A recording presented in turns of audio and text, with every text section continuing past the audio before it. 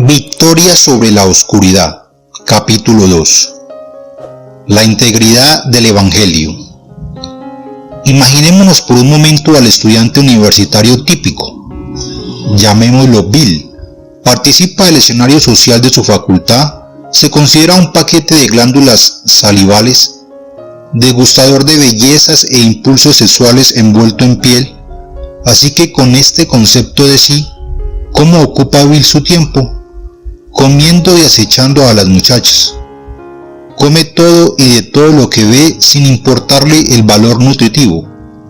Corre tras todo lo que lleva falda, pero tiene una mirada especial para la seductora Susana, la animadora de los partidos de fútbol. Bill corría tras la hermosa Susana por los patios de la universidad cuando lo vio el entrenador de atletismo. «Mira cómo corre ese muchacho». Cuando el entrenador le dio alcance le dijo: «¿Por qué no entras en el equipo de atletismo?». «No», respondió Bill, mientras buscaba con la vista a Susana. «Estoy demasiado ocupado». Pero el entrenador no se conformaba con un no. Finalmente convenció a Bill de que hiciera una prueba en la pista. Entonces Bill comenzó a trabajar con el equipo de atletismo y descubrió que realmente podía correr. Cambió sus hábitos en cuanto a comidas y sueño y mejoraron sus habilidades.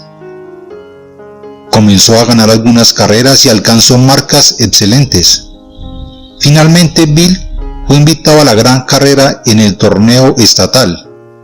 Llegó temprano a la pista para el precalentamiento y las elongaciones. Entonces, pocos minutos antes de la carrera, adivine quién llegó por ahí. La dulce Susana, con un aspecto más hermoso y deseable que nunca. Se dirigió pavoneándose hacia Bill con su menudo atuendo que acentuaba sus rasgos físicos más hermosos. Llevaba en la mano una deliciosa porción de tarta de manzana, con varias cucharadas de helado encima. «Te he extrañado, Bill», dijo con su dulce voz cantarina. «Si me acompañas ahora mismo, puedes tener todo esto y también puedes tenerme a mí». «De ninguna manera, Susana», respondió Bill. «¿Por qué no?», dijo Susana haciendo un mohín. «Porque soy un corredor». ¿Qué le pasó a Bill? ¿Qué ocurrió con sus glándulas e impulsos? Todavía es el mismo muchacho que podía comerse 3 hamburguesas, 2 bolsas de papas fritas y 1 litro de Pepsi sin pestañear. Es el mismo muchacho que sentía comezón de estar al lado de la hermosa Susana. Sin embargo, ha cambiado su concepto de sí. Ya no se mira como un atado de impulsos físicos, sino como un atleta disciplinado. Vino al torneo para participar en una carrera. Este era su propósito. La sugerencia de Susana se oponía a la razón de estar allí y a la nueva percepción que tenía de sí. Demos otro paso en esta ilustración. El atleta es Eddie Liddell, personaje de la película Carros de Fuego. Era muy consagrado a Cristo, pero además era un corredor muy rápido y representaba a su nativa Escocia en las Olimpiadas. Cuando se publicó el programa del evento, Light descubrió que su carrera sería un día domingo. Eddie Light era consagrado a Dios y no podía negociar lo que creía. Entonces se retiró de una carrera que pudo haber ganado. ¿Por qué no ocurrió Eddie Light? Porque en primer lugar y principalmente era hijo de Dios y creía que competir el día del Señor equivalía a negar lo que era. Su concepto de sí mismo y su propósito en la vida determinaron lo que hizo. Muchos cristianos no llevan una vida libre y productiva porque no comprenden quiénes son ni qué hacen aquí. Lo que son está arraigado en su identidad y posición en Cristo. Si no se perciben de la manera que Dios los percibe, sufren por una falsa identidad y una pobre sensación de dignidad. No entienden íntegramente el Evangelio ni el maravilloso cambio que ocurrió en ellos cuando confiaron en Cristo. el ejemplo de Cristo. El plan redentor de Dios comienza a desarrollarse cuando aparece Cristo, el segundo Adán. Lo primero que notamos de la vida de Cristo es su completa dependencia de Dios el Padre. Dijo: no puedo yo hacer nada por mí mismo. Yo vivo por el Padre. De Dios he salido y he venido, pues no he venido de mí mismo, sino que Él me envió. Las palabras que os hablo no las hablo por mi propia cuenta, sino que el Padre que mora en mí, Él hace las obras. La prueba suprema ocurre después de un ayuno de 40 días. El Espíritu Santo conduce a Jesús al desierto y Satanás lo tienta. Si eres hijos de Dios, di que estas piedras se conviertan en pan. Satanás quiere que, para salvarse, Jesús use sus atributos divinos independientemente del Padre. Jesús responde: no solo de pan vivirá el hombre, sino de toda palabra que sale de la boca de Dios. Hasta el final de su ministerio terrenal, Jesús oró: ahora han conocido que todas las cosas que me has dado proceden de ti. El modelo de vida que Cristo mostró era totalmente dependiente de Dios el Padre. Jesús vino para darnos vida. Como el primer Adán, Jesús nació física y espiritualmente vivo. Esto se hizo evidente por el hecho de que Jesús fue concebido por el Espíritu de Dios y nació de una virgen. A diferencia del primer Adán, Jesús fue tentado en todo, pero nunca pecó. Nunca perdió su vida espiritual porque no cometió pecado. Conservó su vida espiritual en todo el camino hacia la cruz. Allí derramó su sangre y murió, llevando sobre él los pecados del mundo. Entregó su espíritu en manos del Padre cuando su vida física llegó a su fin. Adán y Eva perdieron la vida espiritual en la caída, pero Jesús vino a darnos vida. Jesús dice: yo he venido para que tengáis vida y la tengáis en abundancia. Juan declara: en él estaba la vida y la vida era la luz de los hombres. Nótese que la luz no produce vida, la vida produce luz. Jesús dice: yo soy el pan de vida, yo soy la resurrección y la vida. El que cree en mí, aunque esté muerto, vivirá. En otras palabras, los que creen en Jesús seguirán viviendo espiritualmente aun cuando mueran físicamente. Jesús dice: yo soy el camino, la verdad y la vida. El valor final no es nuestra vida física, que es temporal, sino nuestra vida espiritual, que es eterna. El Evangelio integral. Muchos cristianos viven bajo medio evangelio. Han oído que Jesús es el Mesías, que vino a morir por los pecados, y que si oran para recibir a Cristo, al morir irán al cielo y recibirán el perdón de sus pecados. En esta afirmación hay dos errores. Primero, es solo la mitad del Evangelio. Si encuentras un muerto y tienes el poder de salvarlo, ¿qué harías? ¿Darle la vida? Si eso fuera todo lo que haces, entonces moriría nuevamente. Para salvar al muerto tendrás que hacer dos cosas. Primero, curarle la enfermedad que le causó la muerte. La Biblia dice: la paga del pecado es muerte. Por eso Jesús sufrió en la cruz y murió por nuestros pecados. ¿Es todo el Evangelio curar el mal que nos causó la muerte? No. El versículo sigue diciendo: pero la dádiva de Dios es vida eterna en Cristo Jesús, Señor nuestro. Gracias a Dios por el Viernes Santo, pero lo que los cristianos celebran cada año es la resurrección el domingo de Pascua. Por alguna desconocida razón, hemos dejado la resurrección fuera de la presencia del Evangelio. En consecuencia, terminamos con el pecado perdonado, pero no en los santos redimidos. El segundo problema en esa presentación del Evangelio es este, de la impresión de que la vida eterna es algo que reciben al morir. No es así. Y este es el testimonio que Dios nos ha dado: vida eterna, y esta vida está en su Hijo. El que tiene al Hijo tiene la vida, el que no tiene al Hijo de Dios no tiene la vida. Si no tenemos vida espiritual eterna antes de morir físicamente, solo nos espera el infierno. ¿Qué diferencia produce en nosotros la diferencia de Cristo? La diferencia entre el primero y el segundo Adán decide la diferencia entre la vida y la muerte para nosotros. Quizás esta diferencia vivificadora está mejor presentada en 1 Corintios 15:22, porque así como en Adán todos mueren, también en Cristo todos serán vivificados. Muy a menudo el hecho de estar espiritualmente vivo se describe en el Nuevo Testamento con las frases en Cristo o en Él. Todo lo que vamos a decir en los capítulos que siguen es basado en el hecho de que los creyentes están vivos en Cristo. El tema sobrecogedor del Nuevo Testamento en estar vivo en Cristo. Por ejemplo, en los 6 capítulos de Efesios hallamos 40 referencias a esta, en Cristo, y tener en Cristo en vosotros.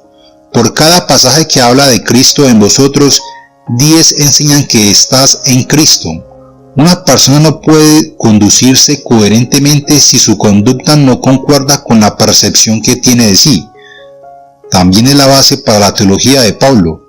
Por esto mismo os he enviado a Timoteo, que es mi hijo amado y fiel en el Señor, el cual os recordará mi proceder en Cristo, de la manera que enseño en todas partes y en todas las iglesias. La nueva vida exige un nuevo nacimiento. No nacimos en Cristo, nacimos muertos en nuestros delitos y pecados. ¿Cuál es el plan de Dios para transformarnos de estar en Adán a estar en Cristo? Jesús dice, de cierto os digo, que el que no naciere de nuevo no puede ver el reino de Dios. El nacimiento físico solo nos da vida física. La vida espiritual, la vida eterna, prometida por Cristo a los que vienen a Él, se obtiene solo mediante un nacimiento espiritual. ¿Qué quiere decir estar espiritualmente vivos en Cristo? En el momento que naces de nuevo, tu alma se une con Dios de la misma manera que Adán estaba en unión con Dios antes de la caída. Comienzas a vivir espiritualmente, tu nombre está escrito en el libro de la vida del Cordero. La vida eterna no es algo que obtienes al morir. Querido creyente, ya está vivo en Cristo. Nunca estarás espiritualmente más vivo de lo que estás ahora mismo. Lo único que cambiará cuando mueras físicamente es que cambiarás tu cuerpo mortal por un cuerpo resucitado. Tu vida espiritual en Cristo, que comenzó cuando personalmente confiaste en Él, simplemente seguirá su camino. La salvación no es un agregado futuro, es una transformación presente. Esa transformación ocurre en el nacimiento espiritual, no en la muerte física. La nueva vida inicia una nueva identidad. Ser cristiano no es solo recibir algo, es llegar a ser alguien. El creyente no es solo una persona perdonada que va al cielo. El cristiano, en función de nuestra más profunda identidad, es un santo, un hijo de Dios nacido de nuevo, una obra maestra de Dios, un hijo de luz, un ciudadano del cielo. El nuevo nacimiento te transformó en alguien que no existía antes. Lo importante no es lo que recibes como cristiano, es lo que eres. No es lo que haces como cristiano lo que determina quién eres. Lo que eres determina lo que haces. Para llevar una vida cristiana es esencial que entiendas tu identidad en Cristo. Una persona no puede conducirse coherentemente si su conducta no concuerda con la percepción que tiene de sí. Tú no cambias por la percepción que tienes de ti. Cambias tu percepción cuando crees la verdad. Si tu concepto personal es errado, vivirás en el error porque lo que crees no es verdad. Si piensas que eres una buena porquería, probablemente vivirás como una buena porquería. Sin embargo, si te ves como hijo de Dios espiritualmente vivo en Cristo, comenzarás a vivir de acuerdo con eso. La verdad más importante que puedes poseer después de conocer a Dios es conocerte a ti mismo. La principal estrategia de Satanás es tergiversar el carácter de Dios y la verdad de lo que somos. Él no puede cambiar a Dios ni puede cambiar nuestra identidad y posición en Cristo. Sin embargo, sí puede hacer que creamos una mentira. Entonces viviremos como si no fuera verdad. La nueva vida da como resultado una nueva identidad. ¿Has notado que una de las palabras de uso más frecuente en el Nuevo Testamento para identificar al cristiano es santo? Literalmente, santo es una persona santificada. Sin embargo, Pablo y los autores de otras epístolas la usan generosamente para describir a cristianos comunes, ordinarios, corrientes, como tú y yo. Por ejemplo, el saludo de Pablo en 1 Corintios del 1 al 2 dice: a la iglesia de Dios que está en Corinto, a los santificados en Cristo Jesús, llamados a ser santos con todos los que en todo lugar invocan el nombre de nuestro Señor Jesucristo, Señor de ellos y nuestro. Nótese que Pablo no dice que son santos por su arduo trabajo, claramente dice que son santos por llamamiento. La tendencia de la iglesia es creer que los santos son personas que han ganado su elevada posición viviendo con excelencia o logrando cierto nivel de madurez. En la Biblia, los creyentes se describen como santos, lo que significa santificados. Ser santo no refleja necesariamente alguna medida presente de crecimiento en carácter, pero identifica a los que se relacionan rectamente con Dios. En nuestra versión de la Biblia, los creyentes son llamados santos, santificados o justos más de 200 veces. En contraste, a los inconversos se les llama pecadores más de 300 veces. Es claro que la palabra santo en las Escrituras se refiere al creyente y que pecador se usa para referirse al incrédulo. Aunque el Nuevo Testamento da bastantes evidencias del pecado del creyente, nunca identifica al creyente como pecador. En una referencia a sí mismo, Pablo declara: soy el primero de los pecadores, lo que se interpreta en sentido contrario.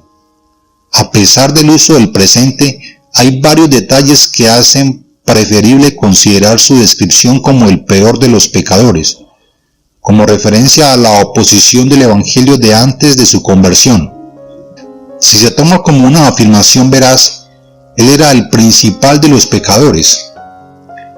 Nadie se opuso a la obra de Dios con más celo que él, a pesar de poderse jactar en cuanto a celo, perseguidor de la iglesia en cuanto a la justicia que es por la ley irreprensible. Por diversas razones, creo que esto se refiere a Pablo antes que acudiera a Cristo. En primer lugar, la referencia de sí mismo como pecador apoya la primera parte del versículo de Primera de Timoteo. Cristo Jesús vino al mundo a salvar a los pecadores, impíos y pecadores. Unos versículos antes, con otros de las palabras pecadores en el Nuevo Testamento para indicar a los que están lejos de la salvación. Muestra que los pecadores a los que Cristo vino a salvar estaban fuera de la salvación y no eran creyentes que pudieran todavía tener libertad para pecar. Segundo, la referencia de Pablo a sí mismo como pecador va seguida de inmediato por la afirmación: pero por eso fui recibido a misericordia, tiempo pasado, con lo que señala claramente que la ocasión ya pasada de su conversión. Pablo sigue maravillado de la misericordia de Dios hacia él, que era el primero de los pecadores. Se nota una evaluación presente de sí basada en el pasado cuando el apóstol dice: porque soy el más pequeño de los apóstoles, que no soy digno de ser llamado apóstol, porque perseguí a la iglesia de Dios. Debido a su acción pasada, Pablo se considera indigno de lo que es en el presente, por la gracia y misericordia de Dios, apóstol que en nada he sido menos que aquellos grandes apóstoles. Tercero, al mismo tiempo que declara que es el peor de los pecadores, el apóstol declara que Cristo lo fortaleció para el ministerio y lo tuvo por fiel. Esto es digno del ministerio al que lo llamó, en 1 Timoteo 1:12. Por lo tanto, la palabra pecador no lo describe como creyente, más bien la usa recordando lo que era antes que Cristo lo transformara. Los únicos lugares en la Escritura que podrían referirse a los cristianos como pecadores son dos referencias que se encuentran en Santiago. La primera, pecadores, limpia las manos. Es uno de los 10 mandamientos verbales que llaman a quienes lean la epístola a romper en forma definitiva con la vida vieja. Esto se entiende mejor como el llamado al lector al arrepentimiento y por tanto a la salvación. Como creyentes no estamos tratando de ser santos, somos santos en el proceso de llegar a ser como Cristo. El segundo uso de pecador en Santiago 5:19-20 parece ser igualmente una referencia similar a los incrédulos. El pecador debe volverse del error de su camino y de esa manera ser salvo de la muerte.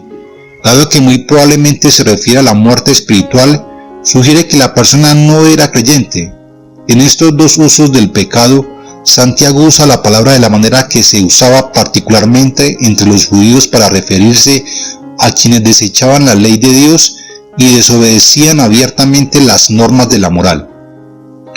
El hecho de que estos pecados se encuentren entre los creyentes a los que se dirige Santiago no significa necesariamente que son creyentes, porque la Escritura enseña que puede haber incrédulos entre los santos, como seguramente ocurre en la actualidad en nuestras iglesias.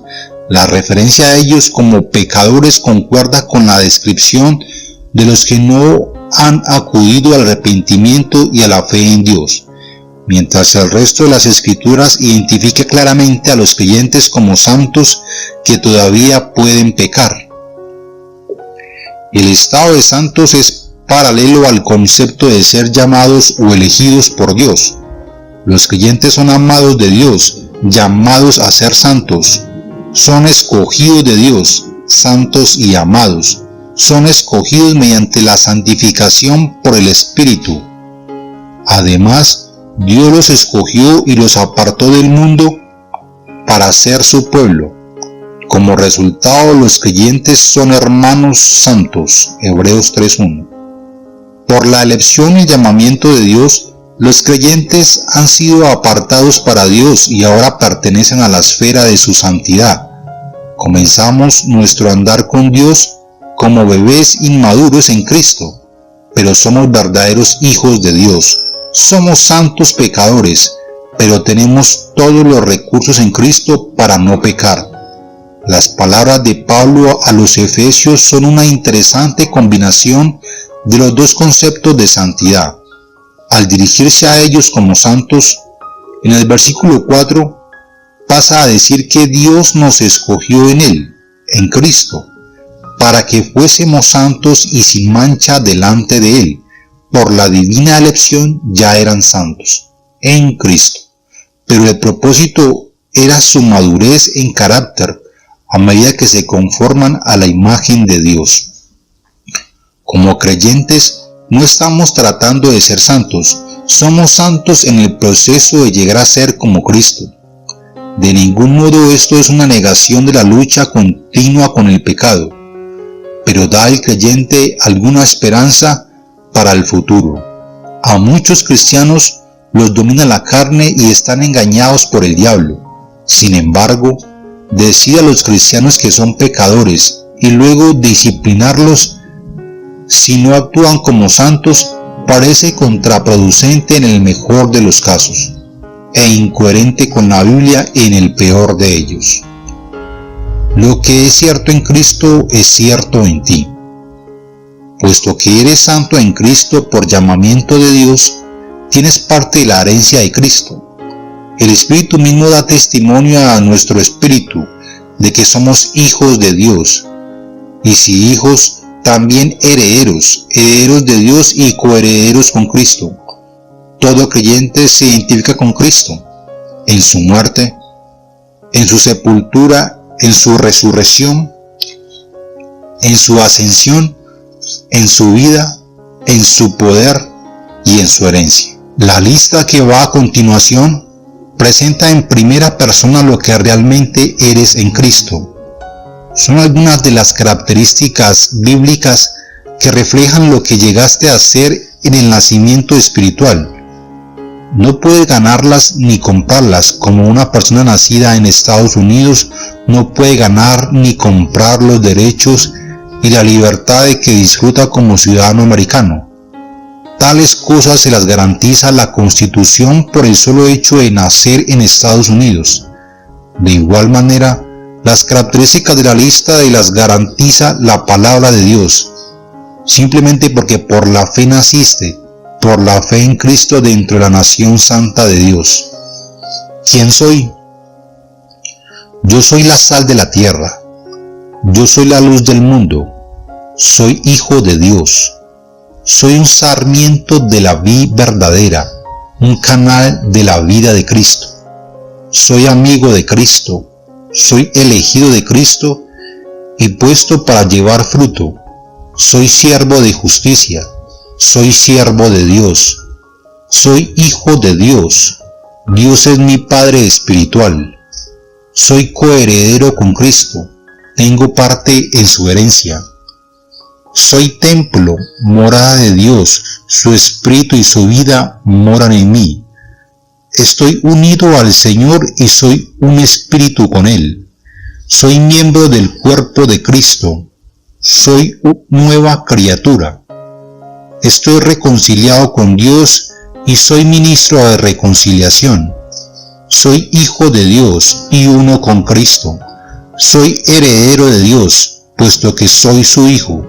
Soy santo. Soy hechura de Dios, creado en Cristo para buenas obras. Soy conciudadano con la familia de Dios. Soy un prisionero de Cristo. Soy justo y santo. Soy ciudadano del cielo, ya sentado a la diestra de Dios. Estoy escondido con Cristo en Dios. Soy expresión de la vida de Cristo porque Él es mi vida. Soy escogido de Dios, santo y amado. Soy hijo de luz y no de las tinieblas. Soy partícipe del llamamiento celestial. Soy participante de Cristo, participo de su vida. Soy una de las piedras vivas de Dios, edificado en Cristo como casa espiritual. Soy linaje escogido, real sacerdocio, nación santa, pueblo adquirido por Dios. Soy extranjero y peregrino en este mundo donde vivo de paso. Soy enemigo del diablo. Soy hijo de Dios, el diablo no me toca. Yo no soy el gran yo soy, pero por la gracia de Dios soy lo que soy. Puesto que estás vivo en Cristo, cada una de esas características tuyas es completamente válida y no puedes hacer nada para hacerlas más ciertas. Sin embargo, puedes hacer que sean características más significativas y productivas en tu vida, decidiendo creer lo que Dios ha dicho acerca de ti. No podrás estar orgulloso de ti si crees, pero puedes ser derrotado si no crees. Una de las mejores formas de ayudarte en el crecimiento hacia la madurez en Cristo es que te acuerdes continuamente de quién eres en Cristo. En mis conferencias hacemos esto leyendo el unísono y en voz alta la lista ¿Quién soy? Sugiero que vuelvas y la leas en voz alta ahora mismo. Lee la lista un par de veces al día durante 1 o 2 semanas. Léela cuando pienses que Satanás trata de engañarte para que creas que eres un fracasado que nada vale. Mientras más reafirmes quién eres en Cristo, en mejor forma tu conducta comenzará a reflejar tu verdadera identidad. Al comentar el capítulo 6 de Romanos, John Stott dice que la necesidad de recordar quién eres es el método por el cual Pablo baja su elevada teología al ámbito de la experiencia cotidiana y prosigue en su resumen. De modo que en la práctica hemos de acordarnos continuamente quiénes somos. Tenemos que aprender a hablar con nosotros mismos y a hacer preguntas. ¿No sabes? ¿No conoces el significado de tu conversión y bautismo? ¿No sabes que fuiste unido con Cristo en su muerte y resurrección? ¿No sabes que has llegado a ser esclavo de Dios y que te has comprometido a obedecerle? ¿No sabes estas cosas? ¿No sabes quién eres? Debemos seguir presionándonos con tales preguntas hasta que nos respondamos: sí, yo sé quién soy, una nueva criatura en Cristo, y por la gracia de Dios viviré en conformidad con esto. Un hombre viajó en su auto centenares de kilómetros para asistir a nuestra conferencia, Vivir Libre en Cristo.